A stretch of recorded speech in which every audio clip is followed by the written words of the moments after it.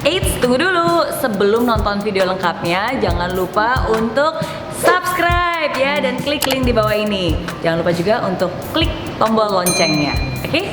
Terima kasih. Selamat menonton.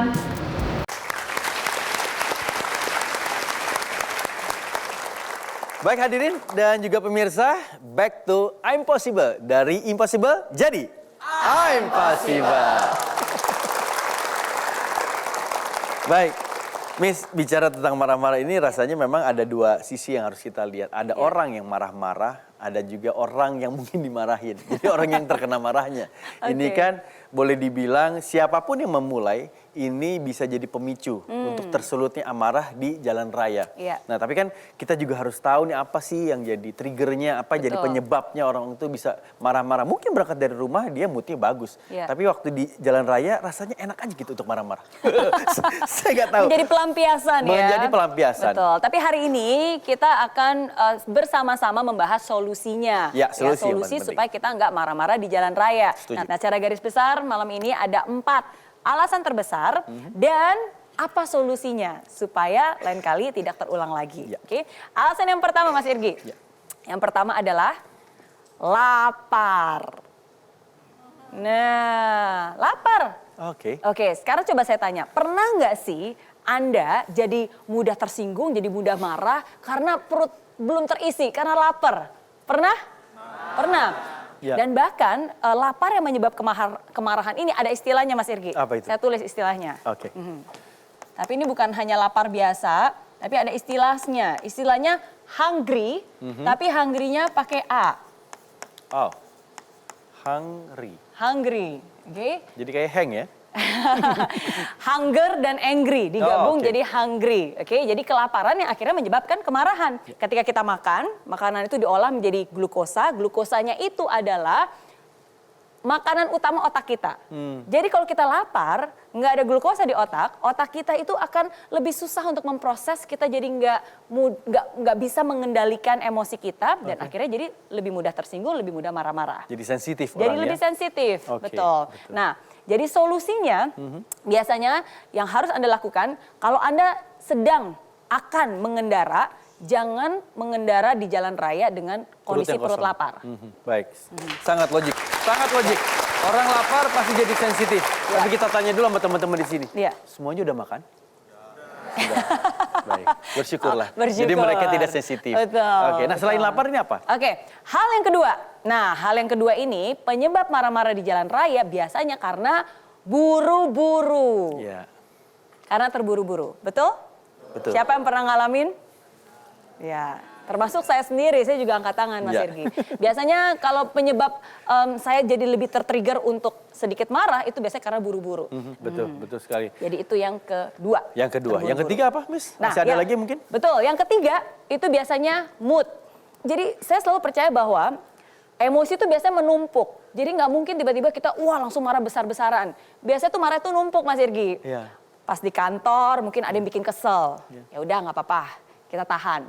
Terus tiba-tiba dapat WhatsApp-an di rumah, waduh ternyata ada masalah juga di rumah. Nambah lagi, numpuk, oke? Terus di jalan nih, ada lagi yang bikin kesel. Nah akhirnya ketika tumpukan itu sudah melewati batas kenormalan kita, barulah meledak di jalan raya. Ditambah lagi, macet Miss Mary. Gimana macet itu pasti bikin kesel. Bikin kesel nggak kalau macet? Sangat. Siapa di sini yang kesel banget kalau terjebak macet? Banyak ya. Saya sih jujur aja, saya nggak suka macet. Oke. Tapi apa boleh buat? Apa boleh buat ya? Hari ini pesan dari saya untuk Anda semua. Dengerin ya. Lebih baik terjebak kemacetan daripada terjebak masa lalu. Nah, ya nggak? Gak apa-apa, it's okay. Daripada terjebak masa lalu, benar nggak? Lebih baik terjebak kemacetan, dibawa santai aja, dibawa slow aja. Iya, jadi nggak usah bikin bete gitu ya. Iya, oke. Jadi harus atasi mood kita, oke? Jadi harus di-manage, it's okay. Baik. Itu yang ketiga. Yang keempat nih berbeda. Bisa aja orangnya nggak lagi lapar, nggak lagi terburu-buru juga, dan juga nggak lagi ada masalah di kantor, tapi bawaannya marah-marah terus. Ada orang seperti itu? Nah, itu adalah orang yang suka emosian. Gampang banget emosian, oke? Nah, Untuk menyadarkan Anda, ini juga saya selalu menyadarkan saya sendiri, saya selalu kasih analogi. Saya tuh suka banget makan kepiting. Tahukah ada cara paling gampang untuk bisa menangkap kepiting? Caranya tuh gampang banget. Caranya adalah ambil sutas tali, di ujung tali itu kasih pemberat batu, terus dipegang di bambu, ya kan? Nah terus Anda cukup mendekatkan tali itu dan batunya disenggol-senggolin aja ke kepitingnya. Lalu apa yang akan terjadi? Kepiting itu akan tersinggung, lalu dia akan mengeluarkan capitnya dan dia akan mencapit erat-erat tali tersebut. Nah begitu udah dicapit, gampang tinggal angkat aja, taruh di wajan yang berisi air panas. Begitu kepiting itu merasakan, wah ada apa nih panas, dia akan kaget dan dia akan melepaskan capitnya. Tapi apa yang terjadi ketika dia melepaskan capitnya? Dia akan kecemplung ke dalam air yang panas itu.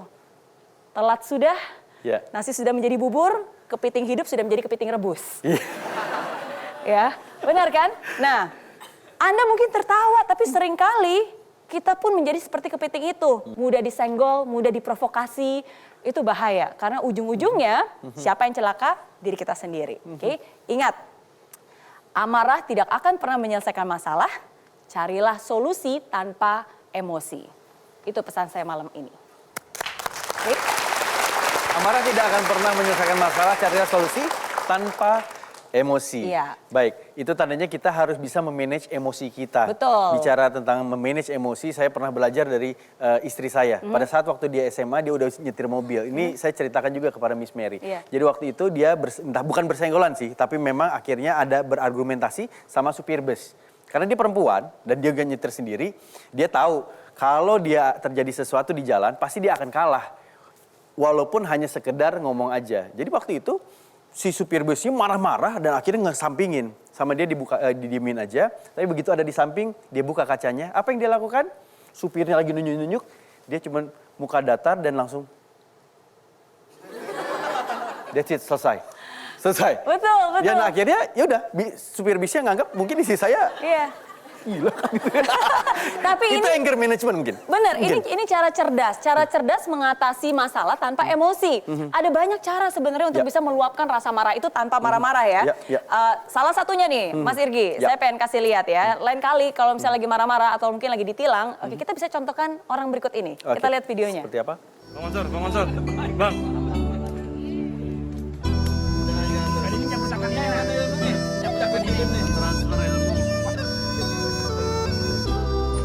Mansur.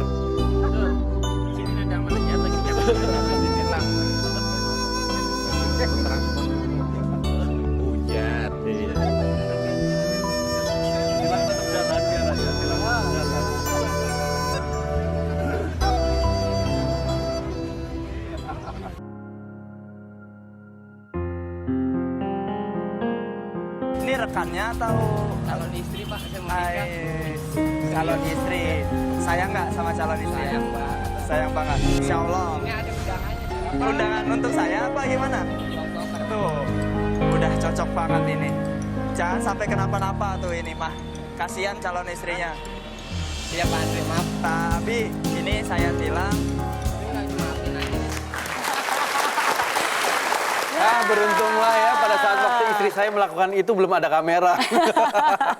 Tapi bikin adem nggak? Bikin adem. Kita ngeliat aja bikin adem kan. Jadi terbukti ada banyak cara dan marah-marah itu bukan solusi untuk memecahkan masalah. Ada banyak cara dengan mengademkan dengan hal-hal yang lebih positif, ya hasilnya juga akan lebih positif. Kita akan coba sama-sama nanti di jalanan. Baik, masih banyak cara unik untuk menghadapi orang emosian atau kita yang mungkin emosian. Tapi setelah yang berikut ini tetap bersama kami di I'm Possible. Dari Impossible jadi I'm Possible. Kita selama ini sadis, mencaci maki diri kita sendiri. Inner critic. Itulah yang menjadi memicu kita marah kepada orang lain. Sebenarnya kita selama ini marah kepada diri sendiri. Hai friends, terima kasih ya kamu sudah menonton I'm Possible episode kali ini. Nah, untuk kamu yang ingin nonton langsung I'm Possible di Studio Metro TV Jakarta langsung bersama saya, bisa langsung kunjungi link di bawah ini ya. Nanti kamu bisa daftar dan kamu akan masuk ke dalam grup WhatsApp. Di sana akan ada langkah-langkahnya. Dan pendaftaran gratis. Jadi tunggu apa lagi? Daftarkan diri kamu sekarang juga, bawa teman yang banyak, dan sampai ketemu di studio Grand Metro TV. Oke? Di aplikasi Mary Riana tersedia lengkap video-video YouTube terbaru saya, artikel yang up to date, quotes inspirasi, koleksi merchandise, workshop dan seminar yang bisa kamu dapatkan free. Dan download sekarang juga gratis.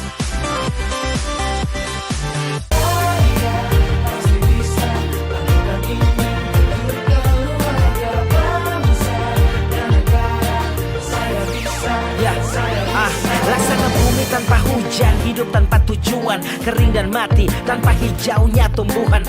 Demikian kalau mimpi tak kunjung terjadi.